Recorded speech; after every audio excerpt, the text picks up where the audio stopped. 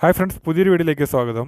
അപ്പം ഇന്നത്തെ വീഡിയോയിൽ നമ്മൾ ചെയ്യാനായിട്ട് പോകുന്നത്, ഇപ്പോൾ സ്കൂട്ടറൊക്കെ യൂസ് ചെയ്യുന്ന ആൾക്കാരുണ്ട്. അപ്പോൾ അവർ ബൈക്കിലേക്ക് അപ്ഗ്രേഡ് ചെയ്യുന്ന സമയത്ത് ഏതൊക്കെ ബൈക്ക് നോക്കാം എന്നുള്ള ഒരു 5 ബൈക്കിൻ്റെ ലിസ്റ്റാണ് നമ്മൾ ഇന്നത്തെ വീഡിയോയിൽ പറയുന്നത്.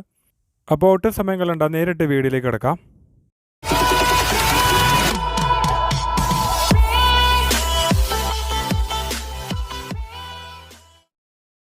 അപ്പം നമ്മുടെ വീഡിയോ കാണാറുള്ള ഒരു സുഹൃത്ത് ആവശ്യപ്പെട്ടതിനനുസരിച്ചാണ് ഇന്ന് ഇങ്ങനെ ഒരു വീഡിയോ ചെയ്യുന്നത്.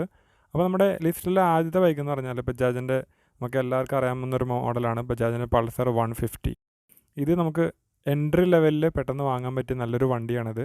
അത്യാവശ്യം കുഴപ്പമില്ലാത്ത ഒരു എൻജിൻ പെർഫോമൻസും കാര്യങ്ങളും മൈലേജും കാര്യങ്ങളെല്ലാം തന്നെ ഈ ഒരു വണ്ടിക്ക് നമുക്ക് ലഭിക്കുന്നുണ്ട്. പിന്നെ അടുത്ത വണ്ടി എന്ന് പറഞ്ഞാൽ യമഹയുടെ വണ്ടിയാണ്. യമഹേൻ്റെ MT-15 ആണ്.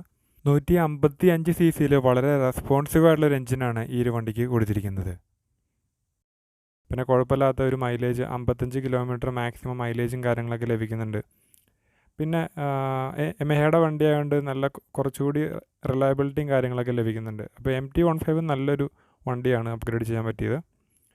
അടുത്തായിട്ട് നമുക്ക് നോക്കാം ഏത് വണ്ടിയാണ്. അപ്പോൾ അടുത്ത് നമ്മുടെ ലിസ്റ്റിലുള്ള വണ്ടി എന്ന് പറഞ്ഞാൽ ഹോണ്ടയുടെ ബൈക്കാണ്. ഹോണ്ട CB ഹോർനെറ്റ് 160R എന്ന് പറഞ്ഞാൽ 160 cc ഉള്ള ബൈക്കാണ്. ഇത് അത്യാവശ്യം നല്ല ലുക്കുള്ള വണ്ടിയാണ്. കാണാൻ നല്ല കിടു ലുക്കുള്ള ഡബിൾ ഡിസ്ക് വരുന്ന മോഡലാണ്. കുഴപ്പമില്ലാത്തൊരു മൈലേജും കാര്യങ്ങളൊക്കെ ഒരു വണ്ടിക്ക് ലഭിക്കുന്നുണ്ട്.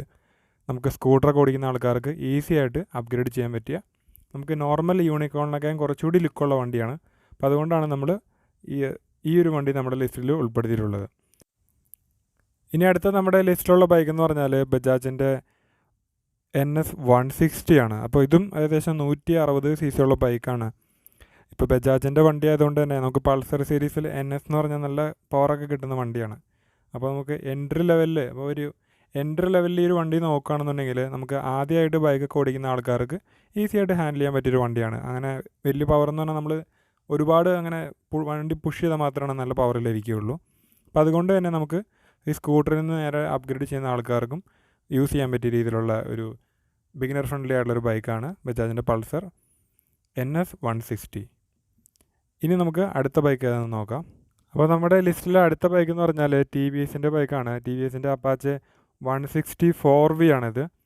അപ്പോൾ ഈ ഒരു വണ്ടി 160 cc ബൈക്കാണ്. ഇതും പെർഫോമൻസ് ഓറിയൻറ്റഡ് ആയിട്ടുള്ളൊരു വണ്ടിയും കൂടെ നോക്കുന്ന ഒരാൾക്കാൾ ഇപ്പോൾ നിലവിലുള്ള ലിസ്റ്റിൽ നോക്കുകയാണെന്നുണ്ടെങ്കിൽ നമുക്ക് നല്ല പെർഫോമൻസ് തരുന്നൊരു വണ്ടിയാണ് ഈ അപ്പാച്ചേൻ്റെ 160 4V. അപ്പോൾ അതുകൊണ്ട് ഇപ്പോൾ ഞാൻ പറഞ്ഞ 4 ബൈക്കിൽ നിന്നും കുറച്ചുകൂടി പവറും കാര്യങ്ങളൊക്കെ ഉള്ള വണ്ടിയാണിത്. പിന്നെ TVSൻ്റെ ബൈക്കാണ്. അതിൻ്റെ ഡിസൈൻ നോക്കിയാലും മനസ്സിലാവും. നല്ല കുറച്ചുകൂടി അഗ്രസീവായുള്ള ഡിസൈനാണ് വണ്ടിക്ക് വരുന്നത്. കുഴപ്പമില്ലാത്ത ഒരു ബ്രേക്കിങ്ങും അതുപോലെ തന്നെ മൈലേജും കാര്യങ്ങളെല്ലാം തന്നെ ഈ ഒരു വണ്ടിക്ക് കിട്ടുന്നുണ്ട്. ഓക്കെ ഗൈസ്, അപ്പോൾ ഈ 5 വണ്ടികളാണ് നമ്മുടെ ലിസ്റ്റിലുള്ളത്. അപ്പോൾ ഏറ്റവും കൂടുതൽ ആൾക്കാർ യൂസ് ചെയ്യുന്നതിന് നമുക്ക് ഫീഡ്ബാക്കിനനുസരിച്ചാണ് നമ്മൾ ഈ ഒരു വണ്ടി സെലക്ട് ചെയ്തിരിക്കുന്നത്.